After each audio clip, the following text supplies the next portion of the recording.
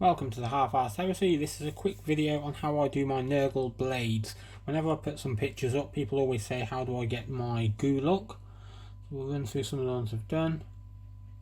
Another one. This one. And my latest one, which I've just done. Nice axe looking thing. So what I'm going to do is I'm going to run through the colours I use and how I do it. Little bonus tip, whichever hand's holding it, I always make sure that I follow the scheme up onto the hand as if it's sort of rotting the hand that holds the weapon.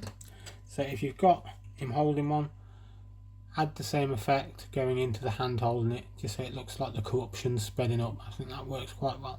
So that's the ones I'm going to explain how I did, and I'll go through the paints. First, old Abo Dabo Black. I undercoat all weapons with that. I know the main rule is to lead belcher a weapon, then work from there. I always like to undercoat black and heavy Drybrush, so I think the effect looks better. I know it's not the main way of doing it, so undercoat Abaddon Black. Heavy Drybrush lead belcher, not a full paint, just a heavy Drybrush. Caliban green, which I'll use in the indentations and any damage on the blade.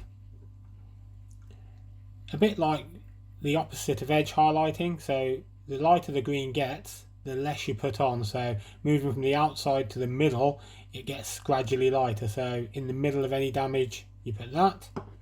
And then finally, a combination of these two, very runny, finishing with the yellow, you have the effect of the drips and any runs down the blade, and that's it.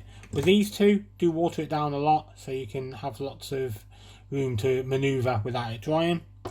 Then just at the end, any blade that's got gunk on it, you heavily cover it in Waywatcher green, and towards the back of the blade that doesn't have any, a thick Biel tan, which leaves it sort of the darker, as if the wetter bits at the front of the blade and the darker bits at the back, if that makes sense. I figured I'll do the whole process for you. I don't usually do that. So, undercoat the Abaddon. Of course, now I have to talk while doing this.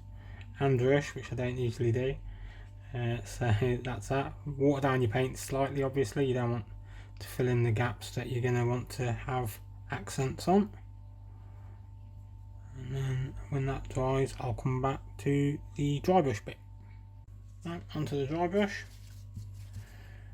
I usually start on one side of the weapon and work my way up, so you decide which way you want to have it brighter. So I will always start at the tip to make it less bright at the back and at the bottom. That way you find that the greens pop better and the darker greens don't show up as much where you want them to. Do the bells as well. And as I say, I'm a fan of undercoating black and then rough dry brushing, and that's the metal effect done. Might add some stuff later on. So that's how it starts. On to the next bit. Unfortunately, this is going to be here's a bit I did earlier. I put Caliban green in any of the pot marks and any damage on the blade. The reason you couldn't see me doing it, the camera was zooming in and out. I haven't got my head around that bit yet, so I'm just waiting for the Caliban green to dry. It doesn't look much different, but it does make a difference when it comes to adding the lighter greens. I find you'll notice it later on. Right, it's not at the time where you have to be a bit fast yet, but now we're on to the Warpstone glow again, just inside the damaged areas, getting smaller and smaller. Any damage, any chips. And before the last one as well, again, I've started moving up the arm, any pot marks. Use exactly the same technique, the same colours. And then you've got two greens already. And the next bit, I'm going to use both greens at the same time. I'll try and talk while I'm doing it, but you've got to be quite quick because you want them to run together as it were. Quick show of the palette, the three greens and some water over there, and this is where you've got to sort of move quite fast once you've started. So what I do is start mixing the darker green with the next lighter one, centre, and now start doing trickles, only slightly, centre all the way down. Watch where the gravity is going to take it. Damage again. Start adding to the front of the blade a little bit, but not fully yet. And there's an indentation there that I want to follow with it all. Down. Again, more damage on the arms. We want to make it look like it's rotting his arm by using this. Now I'm going to mix the yellow and the lighter one, more water. Slight drainage. Start adding it to the blade now, just on the edge, because that'll pop later on. More water, because I want this very runny. Right, you're getting to see this because I can't actually see it videoing. Draw. Small as possible. This is a 000 brush. Along the front. But as with many things, it dries quite quick. But you can keep adding water. That's a bit runny, but across the knuckles as well, as always.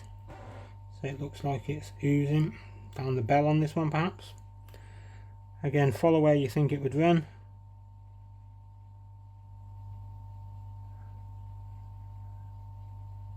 Try and stay away from the back of the blade, because it really does add to the effect if it gets darker to the light towards the edge of the blade.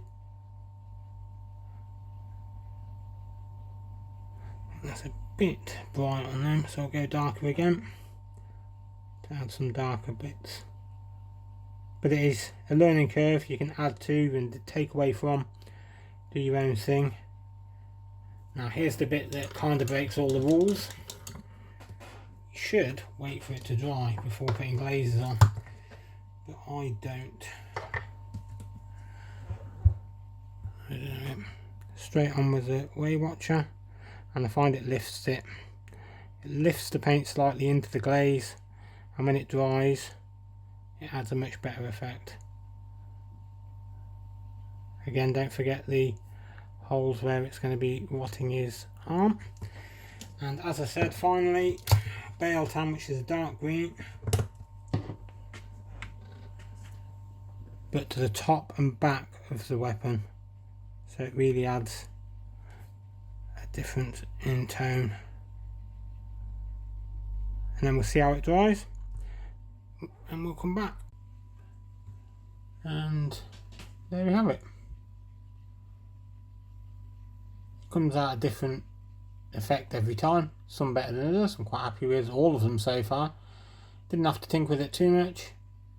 Shows the rottingness go up his arm, and that's it. So if you see my pictures on Facebook, that's how I do it. That was that one.